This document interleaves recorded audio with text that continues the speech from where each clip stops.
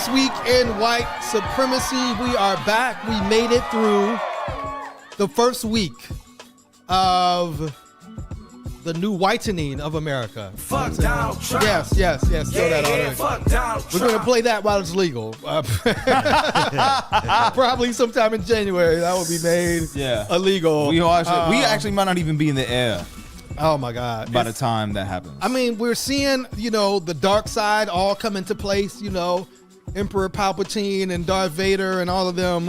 Executive Order 47. If only we had a president. Oh shit! Right now, right? Who had executive power? If only we had a president and couldn't qualified be prosecuted for anything. And, official acts and all that. Yeah. And he's been anyway. Is he even still alive? He's there. What he's doing or what the plans are outside of it would be a peaceful transfer of power. We haven't heard. Arrest and peaceful transfer of power. I'm just Sirius. I'm co-founder and CEO of 100 Media, but we know who you're really here to see. Yes. So I mean it right. The star of the show. It's a miracle. That's right. Get it right. Yeah. Not fuck around and get fired. Yeah, right. I don't think anybody knew that miracle signs are checks now. No, I wish. We would be filming in Puerto Rico or Brazil right now. Yeah. That'd be nice. But no, it's your girl, Miracle. Big blessing with a big blessing. I was right. Anyways, but yeah, I'm just here. We should get some Miracle Was Right t-shirts. Swag. Yeah, You've been swag, you are batting at high average Miracle in terms was of right. Especially now that Trump isn't going to jail, isn't getting true. Prosecuted. Damn. Miracle I forgot came about about that. Otani son. I forgot about that. I forgot about it. He's not going to jail. Damn you, Miracle. We ate all that ice cream for nothing. All that cake. What'd you waste? My brother. It's your boy Trouble in the Less, Never Like Supremacy, Next Level Shaman. Yeah. Okay, we know the vibes. And sir. Snails, aardvarks, ibex, and dolphins. Okay. And they are all what? Animals. Just animals in agreement Snails, with everybody. aardvarks, ibex, dolphins. I don't know what an ibex is. It's like an impala. It's like one of those goat-like things that climbs. Yeah. So is a snail a mammal? No, No, right? no. No. Snail's not a mammal. So I was walking through my process of how I analyze things. Like phylum and class and kingdom. Yes, and all? I was it was wrong. Yeah, no. Well, so I guess Dolphins are mammals. my first question, immediately following the election, did any of you receive a text message instructing you to go pick cotton? I think we're too light. Oh shit! We got the. I told y'all. See, we got the solidarity was a myth. We got the house nigga text message. Please report to the house. Please report to the kitchen, nigga. We got somewhere to need shine. Well, apparently, a number of black men, women, and children Children is crazy. received text messages that instructed recipients to board a bus that would transport them to a plantation to begin their work as slaves in wake of Trump's victory. Apparently, the FBI is now investigating. They're about to be disbanded soon anyway. So. Crazy. And other law enforcement is investigating. Any comments on a wild? That is kind of. I'm wondering, what areas of the U.S. received that text That's message? a great question. Everywhere. It was so nationwide? it was nationwide. It was People people in Pittsburgh got it. Yeah. Oh, really? Wow. Some high schoolers here got it. Yep. So they must have How do they put find their number in some database that then sent the text out. Yeah, I'm wondering how did you because did white people receive the text It message? says several historically black college students received messages with similar tones. Interesting. That's crazy. Yeah. They just trolling niggas after the election. Yeah, I think that it was kind of and in many ways that was kind of a thing of maybe that's expected, right? Yeah. Because we are seeing these rapid changes now where Trump is not only is saying obviously he's choosing people who were really, really horrible, but also have came out and identified as straight up white supremacists, right? Oh, wow. Well, only we seen that coming. Well, first, let's, Trump, I guess Elon Musk posted a video of Donald Trump, a 6-minute video of Trump speaking directly into the camera in full Grand Dragon fashion. And do you want to play a little bit of that video, Farouk? We have a number of clips. Does he have Rogaine? Because he got more hair in this video. I mean, bro, when you win the presidency, I guess you can you can upgrade your makeup artist. You know what I'm saying? I guess. That is wild to me that, nobody talks about the fact that this man wears makeup. But again, go on. Yeah. If we don't have free speech, then we just don't have a free country. It's as simple as that. If this most fundamental right is allowed to perish, then the rest of our rights and liberties will topple. Just like dominoes, one by one, they'll go down. That's why today I'm announcing my plan to shatter the left-wing censorship regime and to reclaim the right to free speech for all Americans. And reclaim is a very important word in this case because they've taken it away. In recent weeks, bombshell reports have confirmed that a sinister group of deep state bureaucrats, Silicon Valley tyrants, left-wing activists, and depraved corporate news media have been conspiring to manipulate and silence the American people. Maybe. They have collaborated to suppress vital information on everything from elections to public health. You can pause the it right censorship. There. It's very interesting when people talk about free speech because it's like what free speech are you talking about? Yes, correct. Because you censor a lot of stuff when it's stuff about trans people, stuff about black people, stuff about Palestinian people, stuff about immigrants, that gets censored. Yes. Everywhere. But if you want to tell people to drink horse medicine to save a virus, that gets pushed out. So I'm very confused about what we're talking about here. Well, I think that's the question because he was on record as saying CBS should get their license revoked because they fact checked them, right? I think ABC, he was calling that they're the worst network. So he has been saying these things about other threatening them. And so again, does free speech mean we have the ability to say whatever we want to say? Because remember, even Elon Musk, who was supposed to be I'm a free speech, whatever, absolutist, whatever word that he called. But then when he bought X or Twitter, he started to take out or kick off accounts, including the one that followed his private jet all around the country, right? And so, again, free speech, but whose speech is considered free? What I hear you saying is white speech. Yeah. Right? Any speech that bigs you up or that is white supremacist speech, that's cool. But like you said, Miracle, any speech that threatens that white supremacist structure probably is going to be in some way defunded or shut down. Is this something that we as producers of media should be concerned with? I mean, what's a shutdown state violence, state censorship to be worried about? But I will tell you, when we're having these conversations and your immediate thought is well, what have the Democrats said they're going to do to protect free speech? And when you don't have an answer, that shows you the state of survival that we really need to be in. And I do think that people are now trying to create their own media, thinking about the TikTok ban and how our government tried to, under a Democratic government, ban TikTok and ban our access to information. And so now is really the time to think about the ways in which we're able to connect, how we're able to put out media. We're going to have to start doing projectors. Absolutely. Yeah. Talking to our elders and figuring out what do they do with the radio, going back to radio stations, all these different things. But I do think there is some cause for concern. Even today with, 9495 possibly being passed, I do think that we're going to have to start to organize and mobilize a lot more. But, who knows? Because it seems like he has a hit list. And we may not be on his hit list. He may, review our episodes and be like, the MAGA Muslims like me.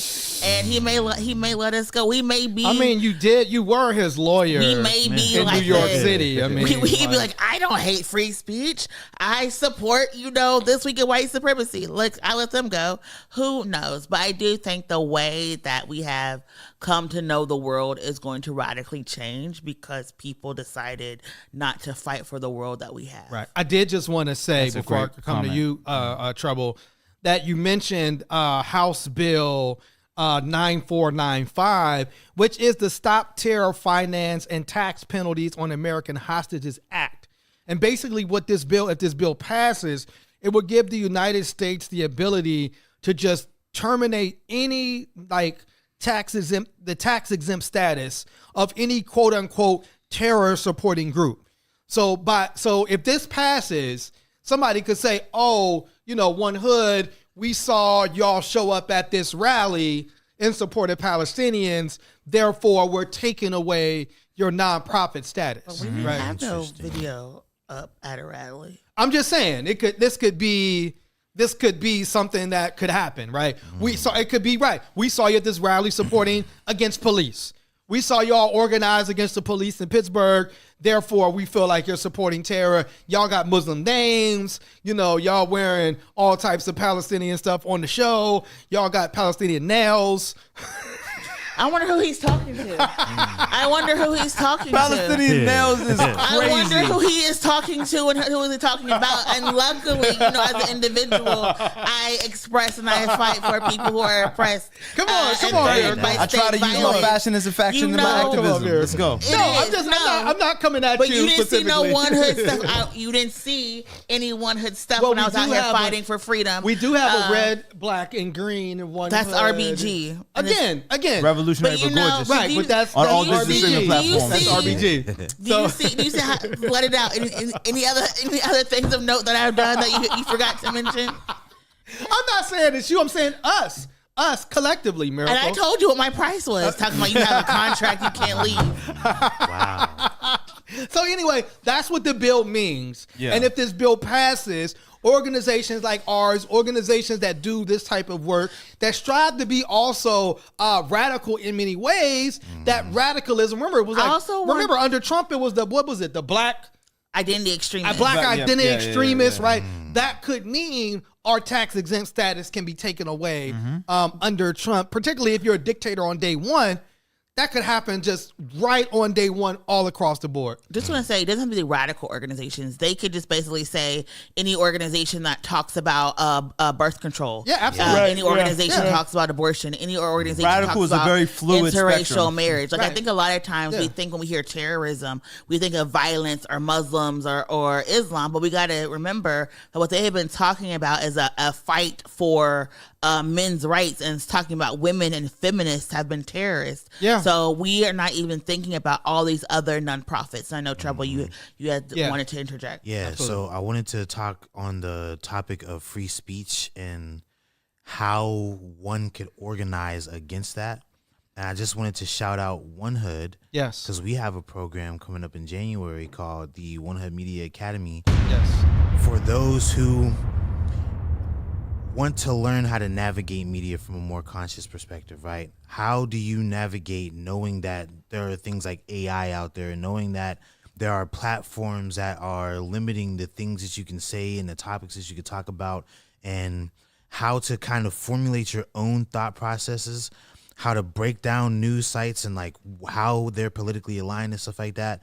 And I don't know if John could put a QR code on the screen. Yeah, if that's possible. Or we could put a link in the chat or in the description. There we go. Hey, if you're a young person that wants to learn about how media is affecting folks, particularly like now more than ever, because a lot of the ways in which Trump was able to reach a lot of younger men was using like podcasts, was using social media, obviously like Elon Musk. And there was like a longer video that broke down like why when Elon buys Twitter and all of the misinformation he was able to spread that led up to, him buying Twitter to be quote unquote politically neutral, to not only endorsing Donald Trump, but using the full weight of his social media platform to push individuals towards voting for Donald Trump, and he won, right? So then what's the next step, right? Yeah.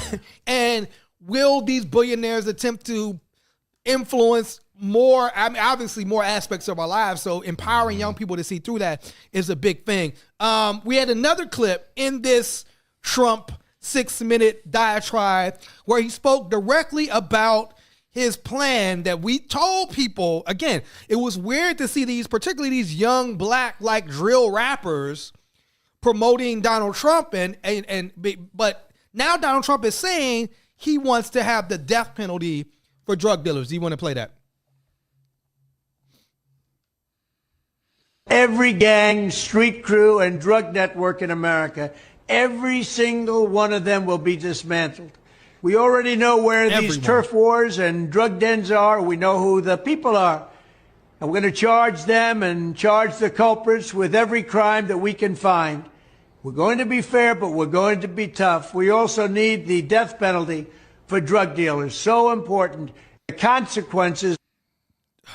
So, somebody tell Waka Flocka that right now. Be like, but this is very much in the Philippines. It happened in the Philippines, and they just used it to kill young men. And this is what this is going to do. So now is also the time, if you know people who are street pharmacists, to try to reroute them into different avenues. But I also really want almost to point like out that white supremacist biker gangs are the ones out here flooding the streets with this poison and all that. And y'all think it's just like urban gangbangers. Yep.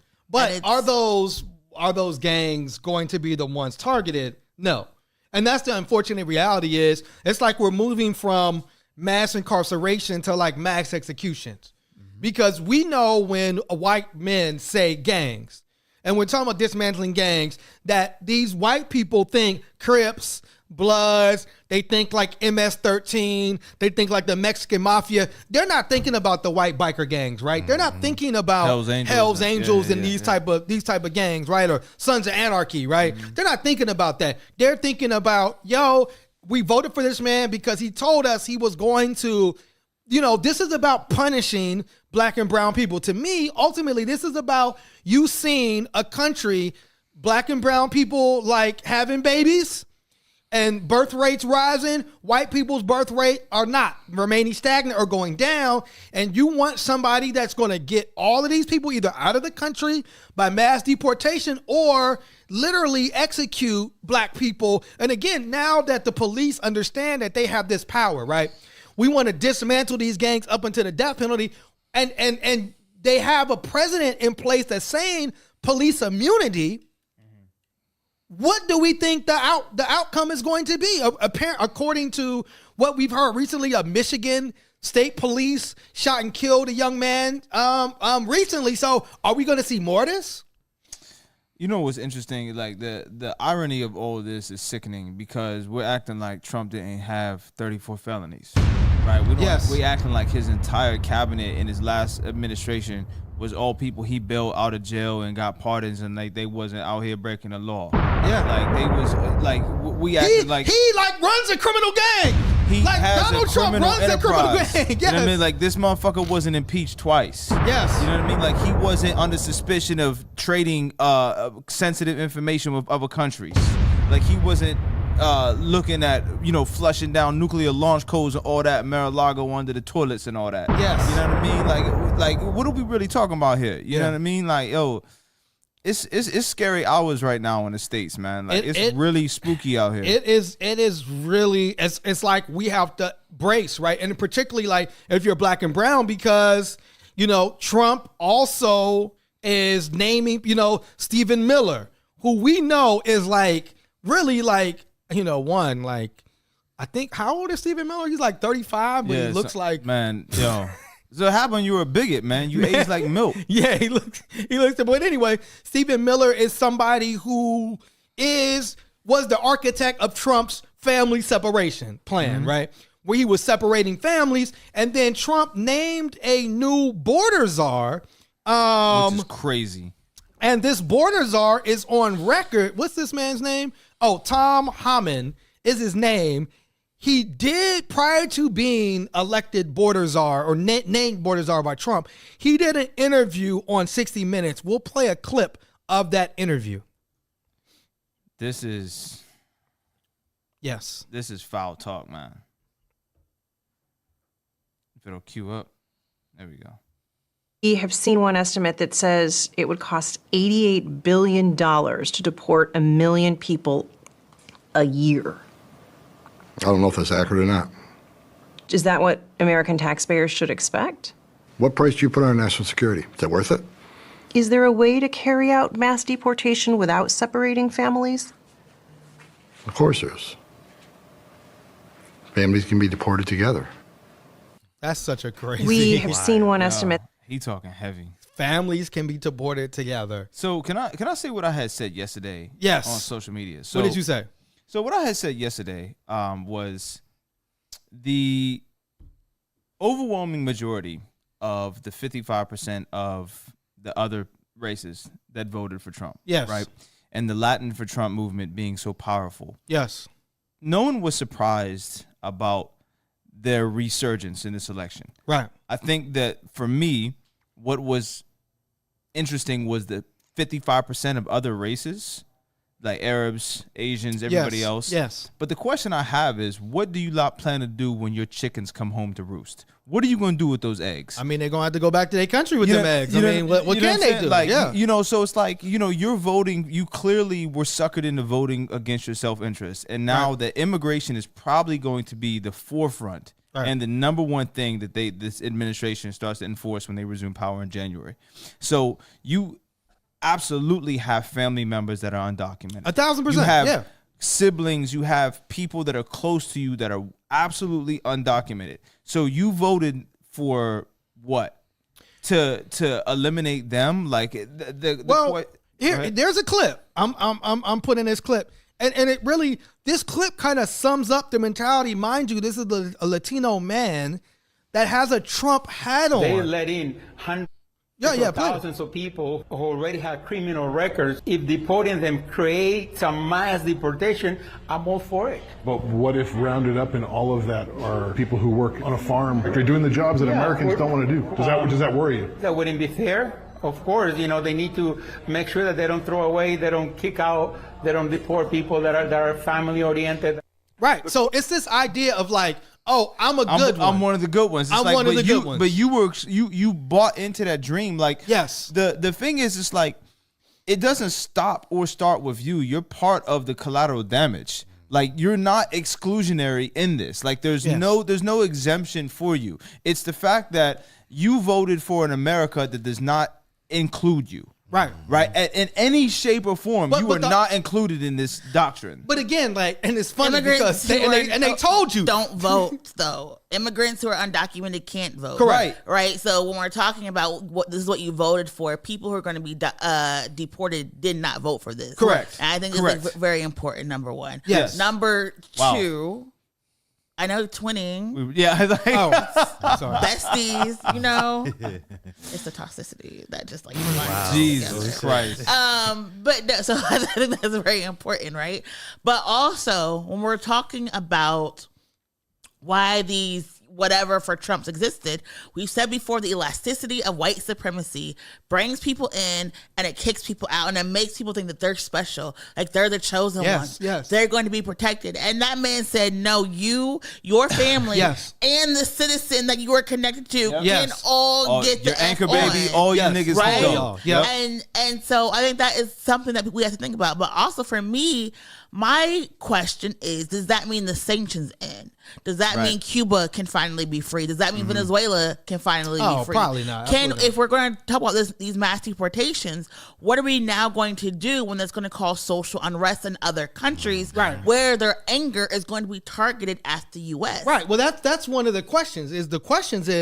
Like, you can't just deport somebody without that country be like saying, I will accept these people. Right. So one of the questions is and in that 88 billion, that's a low. I've seen estimates that deporting 1 million people could cost up to $1 trillion because they broke it down. Like first you need to hire 50,000 more officers, right, to try to find these people. Then it's a whole court proceeding. Like, to deport somebody, there's a whole court proceeding. So then you need to hire more lawyers. And then the countries have to agree to accept. I mean, again, do you plan on just driving buses and just dropping people off? Right. But this is the deep part. It says undocumented immigrants commit fewer crimes than American citizens and massively contribute to the economy. An estimate is $95 billion that undocumented people put into the economy into Social Security and Medicaid that they themselves cannot get back. And I had said this before on the show. You don't come across this border, either one of the borders, right? Whether it's the maritime border, the northern, the southern border, whatever. You don't come into any country looking to seek out crime. No one, like, you know what I mean? That's just not something that happens. Cost you your life. I mean, maybe Donald Trump probably did. I mean, you know, all the Daddy people Trump, whatever, Frank Trump, whatever they motherfucker. I mean, all the people The that son do of a it, drug probably, dealer. but Yes. like it's like, you know what I mean? Like by and large, most people that are coming across this the borders are coming across because they bought into the image of America that was sold to them, and they're trying to be a part of it, yes, as lawfully as possible. And they're like, you know what I mean? And the thing is, it's like the vetting process and becoming a citizen is so dangerous that it's actually sometimes safer to come across undocumented. Well, you know who's happy about this? Who?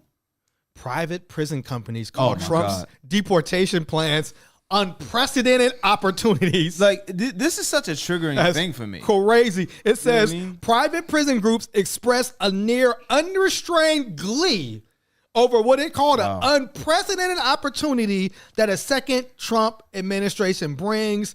That's mass deportations. It says the Trump advisors have openly discussed building mass deportation camps along the border, capable of detaining tens of thousands of people at a time as judges process their deportation orders. This sort of thing is music to the ears of private prison operators whose stock prices have soared. So then what do you think is going to happen to these camps after all these undocumented people? Oh, that's when the niggas get in. That's when them Man, listen, they're looking for someone else to fill Coming them to you. seats up. Like Coming for you, black people. And coming for you, trick. Coming the more your black ass darker in this. an immigrant appears, the more likely they are to be deported. 1,000%. Right? Yes. And so we know that there is a racialized analysis when we're talking about immigration, right? Yes. See how dangerous your color chart is, Miracle? My color, shit. no, because if it was the opposite, Yes. all my people would be free. We be in the Y'all already got them text messages first day, first hour, okay? No, but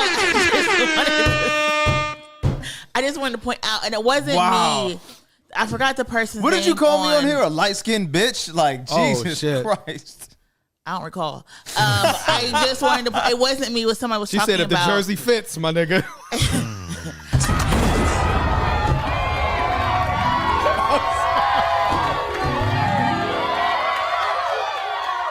It was not my analysis, and I forgot what her name is. I'll have to go back and give her props. But she was talking about we are moving back into this prison labor force, where the thing is.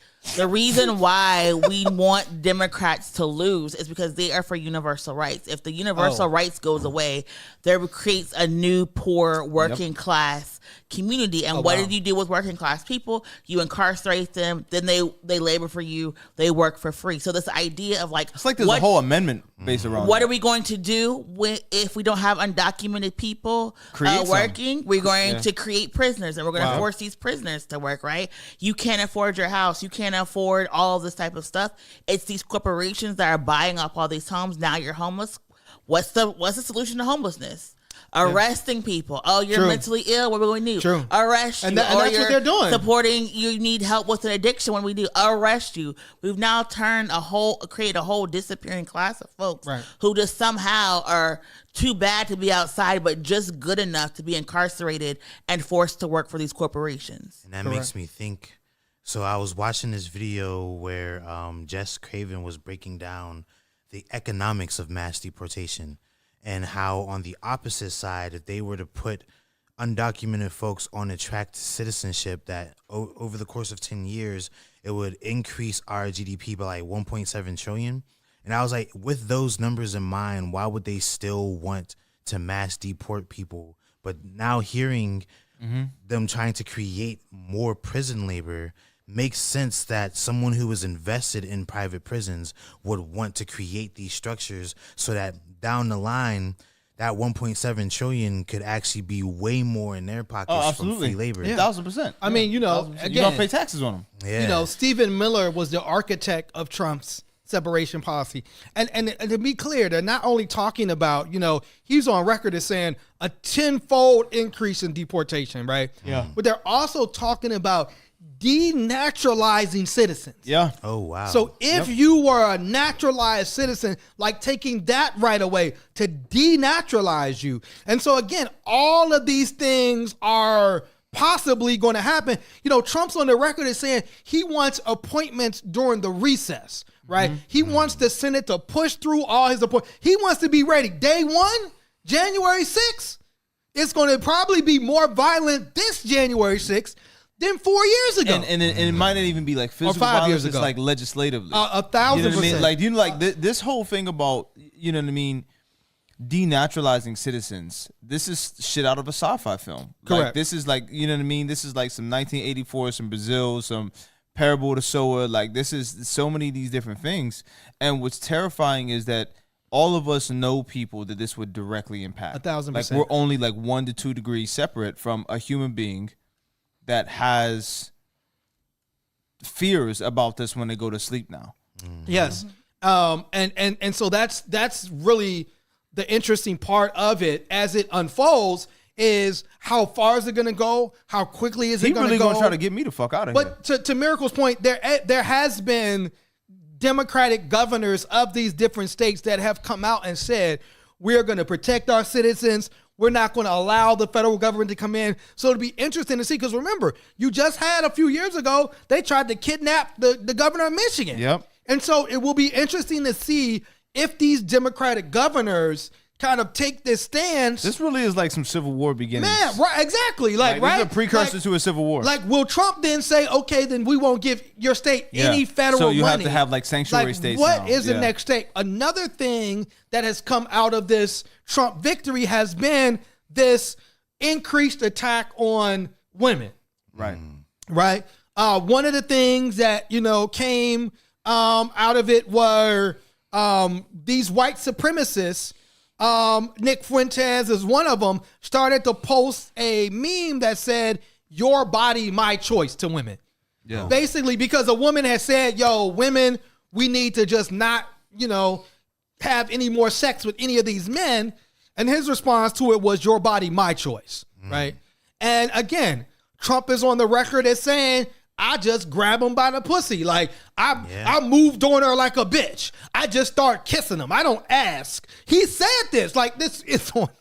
Moved on him like a bitch. It's crazy. on tape, right? That's He's crazy. also got mad pictures with Jeffrey Epstein, right? So, again, I'm coming to you, Miracle, like, should women be taking these threats seriously? I don't like guns, right? Y'all know how I feel about violence. Yes. But you saw the reaction was when he said that all these women were like, "Your body, my choice," and the video content capture were various times of people defending themselves using guns. Yeah. And I do worry about the idea that people have this perception that when Malcolm X talked about the most unprotected, disrespected person was a black woman, people really think that we are these like pushover black women, not understanding that the gays got guns, the women got guns, right. Everybody, the trans people got guns, immigrants, everybody has guns at this point. Yeah. Like legally own guns, legally have this concealed carry. But also, again, there is this whole underbelly of folks really thinking that with Trump, they'll be able to erode rights for women and kind of force women to be with them, not understanding these men. If tomorrow they pass legislation that you had to marry a man, it would not really be any of these men. Like, I would marry, like... Yes. There would be people, the top 50 people that would be married would not be a straight man. Right. And I don't think that he's white. You be waiting to see when George Santos gets out of prison. Listen, don't talk to me. But I did want to just say probably a couple things. One, I think it was in Texas. There was a protest at a college where people were holding signs saying women are property. Right. And then you have this whole Christian nationalist movement that is also fueling a lot of these, white supremacists and Donald Trump. And their first thing they're saying is repeal the 19th Amendment, right? That women should not even have the right to vote. So like you said, there is this whole movement, Miracle, where particularly these like white Christian men are trying to take rights away from women and saying women shouldn't be able to vote and looking at women as property, like that women should just be quiet, cook, whatever, be pregnant, and listen to men. And it seems like with Donald Trump that this could be picking up steam. Any comments to that?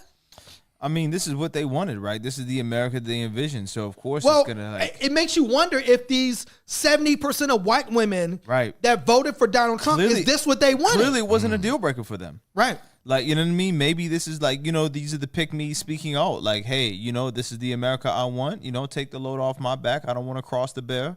You know what I mean? Just let me, you know, breed and whatnot. Be bred, however they look at it. I mean, right, because I mean, remember there was the woman who she couldn't define what woke was, but she was like a breeder, or whatever. It is the worst. But those are the people that spoke the loudest. It is the worst group of people who literally. Here's the question: Should everybody be allowed to vote, Miracle? Should these people have been allowed to? One vote per citizen. That is, we have a reflective democracy, and that's what we fight for. And yes, these people get to vote, but I just think. But should they be allowed to vote? That's the question. I think it's like, I just do not understand. And I've been in places where it's like we have to have a nuclear black family, and black men have to marry a black woman, and everybody has to have 6 kids.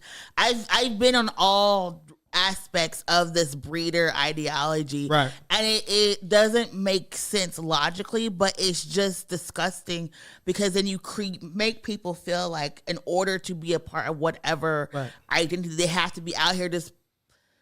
And that was really like pushing out children. Yeah, that was like, J.D. Vance's whole thing. Yeah, but then you don't talk about loving your kids and supporting your kids. He said those are her children. If your kids are trans, if your kids are disabled, if your kids don't want to be whatever political thing you choose. Supposedly, Elon Musk's whole political identity came from the fact that his child is trans. You could have just loved your daughter and been having a good old jolly time, but no, you just want to be a hateful, spiteful bastard. Yeah. And it's just like, doesn't make any sense to me. And one thing that we don't talk about when it comes to like this, you know, messaging around building families and the nuclear family and stuff like that is how it isolates people, right? Absolutely. Because when you build this nuclear family, now your community is you, whoever you made children with, whether that be your wife, girlfriend, or whatever, and these kids, right? Right. But it doesn't really put an emphasis on community building, which extends outside of the household, right? How are we building and sustaining relationships amongst our peers, our neighbors, the people we work with, the people that we interact with on a day-to-day basis? It's like their talking points only have to do with the family and the people within the household. And it's like they kind of want to separate you from community. Why? Because if you're separated from community, it's harder to build power. 100%. I 1,000% agree. And you know, well, that comes to this. You know what we need, Trouble. You know what we need. What do we need? Clearly, we need another women's march. Isn't that right? I'm not about to cuss you out on this podcast. The Women's March organizers. I'm not trying to get fired. Say the organizers are planning another big march.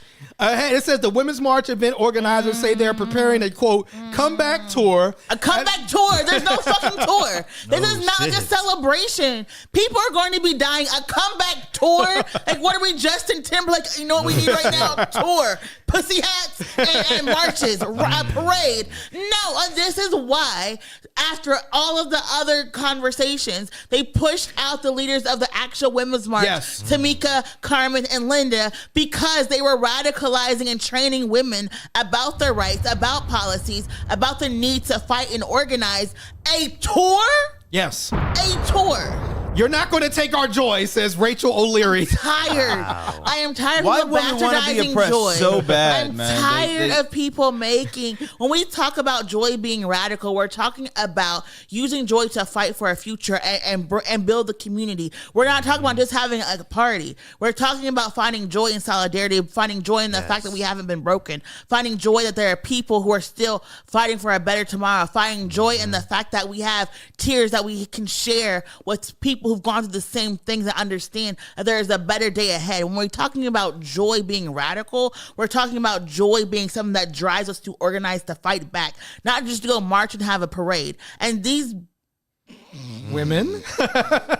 You know, I don't support all women, right? Yes. I don't believe all women are right. Yes. And when we talk about a tour, what type of what do you go, oh my God, there's gonna be a tour on January 6th. Like what? No, there needs to be a riot. There needs to be a protest. Yes. There needs to be a strike. When we're looking at what our mothers did, they took to the streets. Even if you want to talk about the women wearing white, the suffragettes, they weren't just outside like, oh, we're gonna have a tour, y'all. No, they were organizing, and there were some racist people, but they were organizing, mobilizing women to actually get up and do something. Yeah.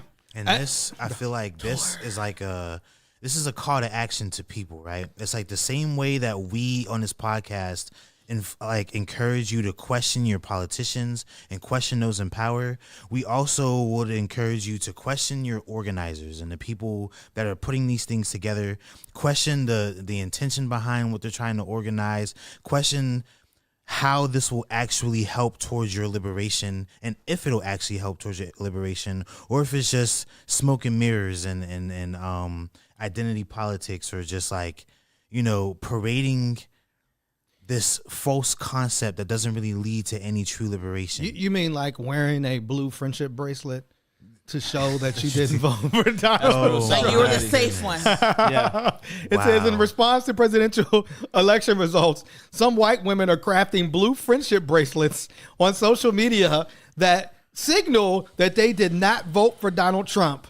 The movement seemingly began when a content creator posted a viral TikTok asking fellow white women, how are we signaling to each other which side we are on? And the video racked up 4.2 million views. I'm not mad at it, but at the same time, it's very centralist. It's very look at me. No, it's not. The problem is y'all gotta learn whisper campaigns. The reason why you've made this whole normal thing happen, and we know y'all lie. That's a fact. Right? We know that y'all do not tell the truth. Yes. The numbers do not lie. They don't lie. Right? Unless they do, and it's oopsie, my bad. But so you need to start a whisper campaign. Who did you vote for? Did you screenshot your ballot? What proof do you have? Right? Then you get this little bracelet. And then next, why are people wearing these bracelets? You'll find out soon enough. Right? Have you seen? And then you give it to your circle, and you do it like that. You organically move people. You can't put stuff on social media because then it allows people to fake the funk. And we've seen before, there are people, I guarantee you, there are people who have immigrants are welcome here sign that voted for Trump. There are people who have a Black Lives Matter sign that voted for Trump. There are people who all are welcome here who are calling ICE right now to report people. Yeah. And so again, when you try to do these symbols are great. It's yes, do something, but it's also you got to learn to organize better. Somebody said this is one of the whitest things I've ever seen, and I'm white. Yeah. I mean, yeah, I do think that the Swiftification of white women's protest needs to be studied, but it's this idea that at some point you're going to actually have to do something. Right. And you could how about donating to 100 Media? Why not put your money where your mouth is, or volunteer somewhere, or, do something like that? Why don't you do that? But you not reparational dating. Oh, what? Reparational dating? What is that? What? Dating. Yeah, I've never heard that. No, you said put my money where your. Oh, okay. That's not what I meant. You mentioned the numbers, right? Uh-huh. One of the things that Farouk put in the chat was a response to a tweet that said Trump has won all 7 swing states. And somebody put so much fishy about this. Trump winning the popular vote after losing it twice. Record turnouts, but millions of votes missing. Swing states going blue down the ballot except for his nomination. Voting machines being hooked up to Starlink. Is there any, because remember, it was, Trump had already put, they're still in the votes, they're still in the election out. And then as soon as he won, all of that, we haven't heard anybody talk about no voting machine, no possibility of any type of shenanigans, nothing. But, you had in Arizona, elect a Democratic senator, but Trump won that state, right? You had, North Carolina elect a Democratic governor by a landslide, but Trump won that state. Is there any type of, or should Democrats or should people say, well, we need an investigation this time? I would say not really, because there's not a lot of evidence to show that there was miscalculations. The only thing people have right now is Joe Rogan on his podcast saying like Elon Musk showed him some app that said they had enough votes, coupled with the last election cycle, Trump saying, find me some votes somewhere. That's the only thing that's percolating out there. When we talk about millions of missing votes, part of the process is the fact that places like Pennsylvania count their votes after Election Day. Because of Act 77 and we don't have pre-canvassing, votes are starting to be tabulated on Wednesdays, Thursdays, and Fridays. So it's not like votes are missing. It's like votes that have not been counted yet. Right. Some of the ballots, some of the provisional ballots. So that's part of the thing. And it's also why people are able to create conspiracy theories, because they don't understand how we tabulate and process these ballots. Right now, there is no smoking gun to sit there and say that our elections were fraudulent. We don't have, people with missing ballots. What we do have is some more insidious things that happened beforehand that's going to be taken care of during the courts, where there were organizations who were trying to cancel people's voter registrations. And that's going to be something that people are going to possibly go to jail and get prosecuted for in the future. But we really don't right now have any evidence to sit there and say that people's ballots were changed. We have paper ballots, so we don't have like these machines that other folks have. In Pennsylvania, like in Cambria County, there are people who are physically counting these ballots, right? So you could say maybe a human missed place here or there, but we don't have that smoking gun where to sit there and say like, I got, I voted for a Democrat, but when I got my printout sheet, it had a Republican. So we don't have anything like that as of now. But there could be in 2 weeks, Elon Musk could come out and say, I hacked Starlink and then that could be a whole investigation. So but we don't have that right now. Can someone remind me what Starlink is? It is hooked up to the brains of pigs.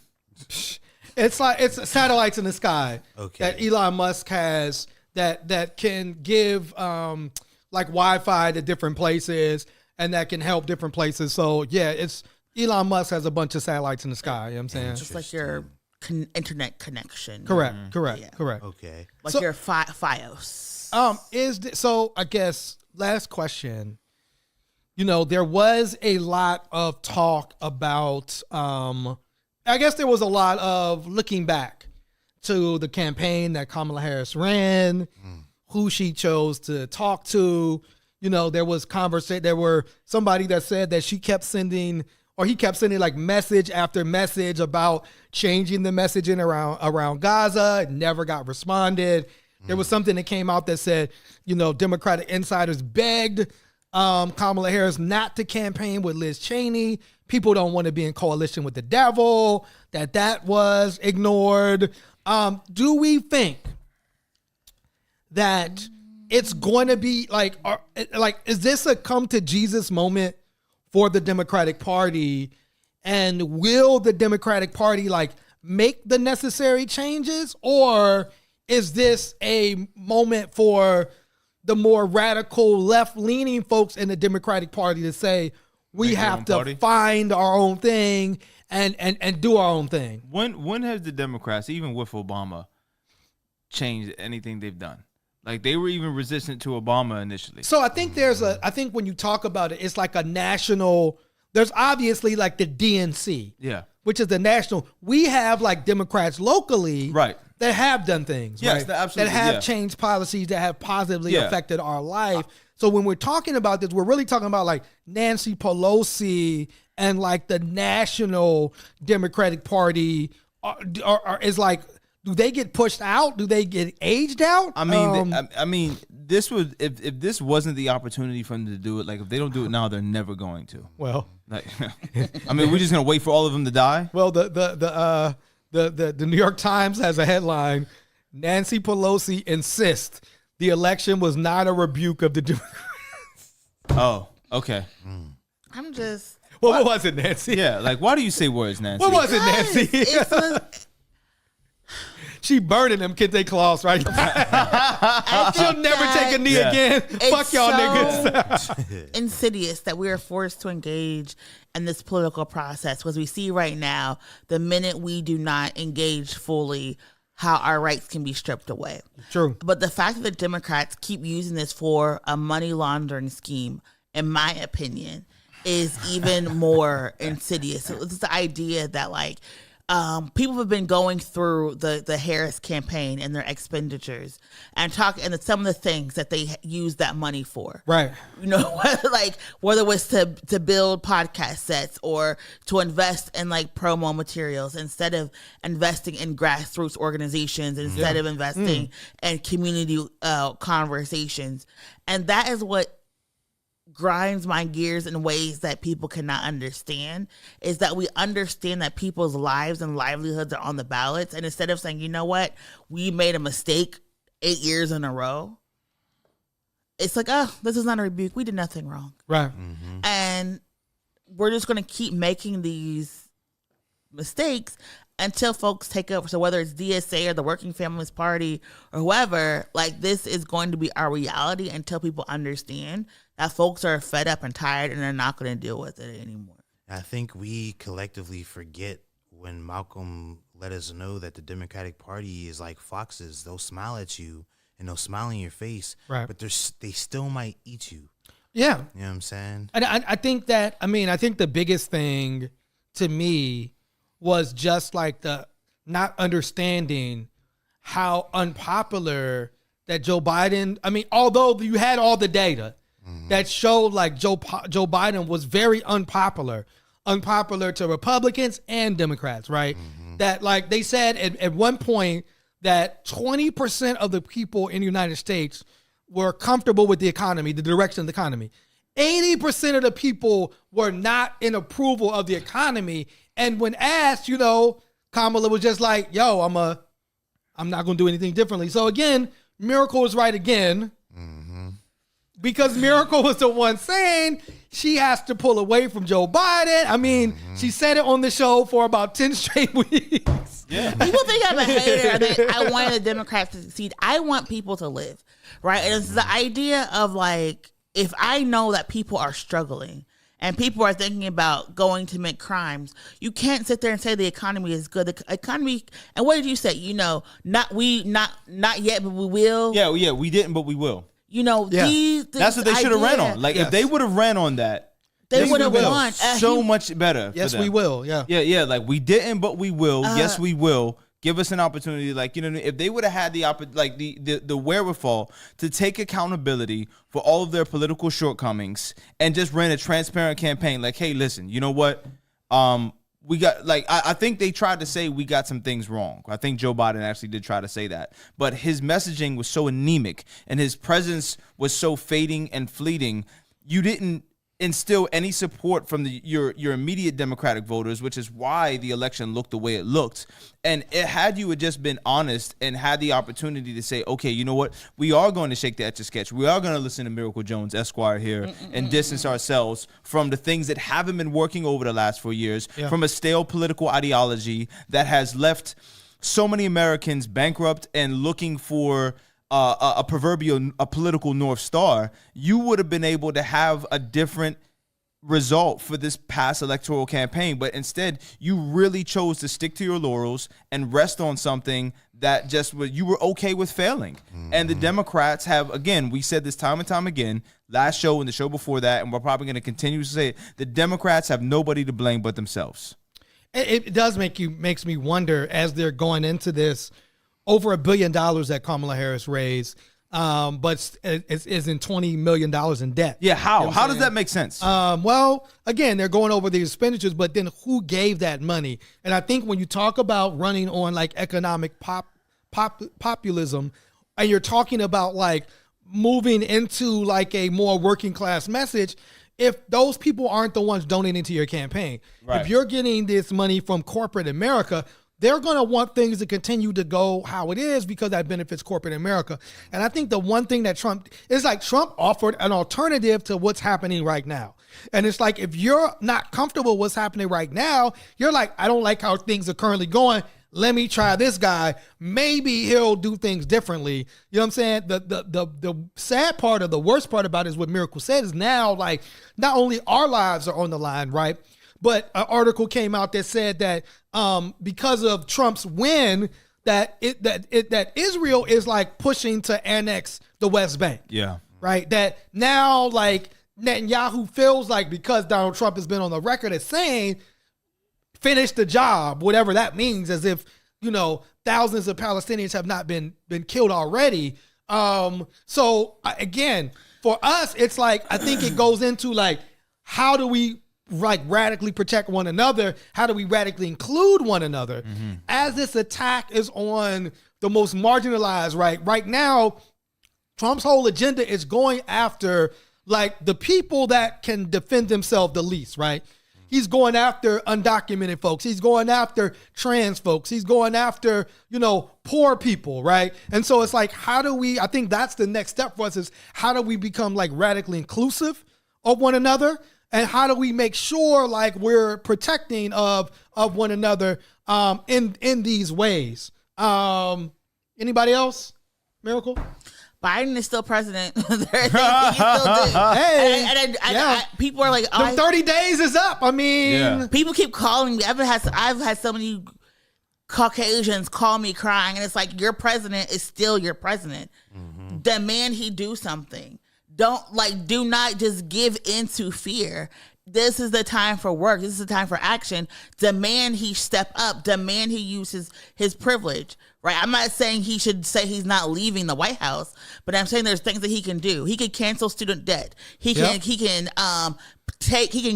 pardon everyone who has a marijuana offense right now. Like, there are things that he could do right now to drastically change the condition of people's lives, and he is not doing it. Right. And right now it's probably about 11 o'clock. He should be awake right now. I mean, it's 11 o'clock in the daytime. I mean, he could literally do it. And again, like, somebody like, if like Nancy Pelosi, if you're really about it, why don't you push for that? Mm-hmm. Like, why don't you push to enact these changes? Because if you did, and we saw like some type of economic boom or response to that, at least you can say, we did this right before Christmas. Look at what it did, But it doesn't seem like that's going to happen. Who knows what the next steps are? Our white pages today is Ruhr Benjamin, Race After Technology. It says, from everyday apps to complex algorithms, Ruhr Benjamin cuts through tech industry hype to understand how emerging technologies can reinforce white supremacy and deepen social inequity. Well, we certainly saw that with X. We saw that with Facebook and a lot of these other apps. And so that's another piece of how do we navigate some of these tools to make sure that we're dismantling white supremacy and not upholding white supremacy. And what does that look like? With that being said, final comments. I thought we had some blackmail. Oh, unfortunately, we don't have time because our star has another engagement. She has a heart out. Miracle, last words. Just enjoy your Tuesday. Enjoy your Wednesday when you watch this, or Friday on Free Speech TV. Whatever day you're seeing this, enjoy it. Enjoy it, and just go be in community with somebody. Absolutely. And info at One Hood if you do want to we do have some blackmail. We're going to introduce a new segment, the BBC, the Big Black Comment. So comment on our Facebook and YouTube and send us mail at info@onehood.org. Trouble. If you are in the Pittsburgh area and you yourself are 16 to 26 years old, or you know someone or are a parent of someone between the ages of 16 to 26 years old, we are having an info session / mixer on Monday from 6 to 8, just giving information about our Media Academy, how you can get involved, and actively registering people on the spot. Thank you very much. And my brother. Yeah, man. No facts? No facts today. Nothing, man. I got nothing for you today, man. Wow. Look, Trump done took your facts away. Earth is just so fucking ghetto. First go man. the facts and then your passport and then. Oh shit! Damn. Scary hours, man. It's scary hours out here. Hopefully these are jokes. With that being said, this week in white supremacy, y'all. Peace. One hood.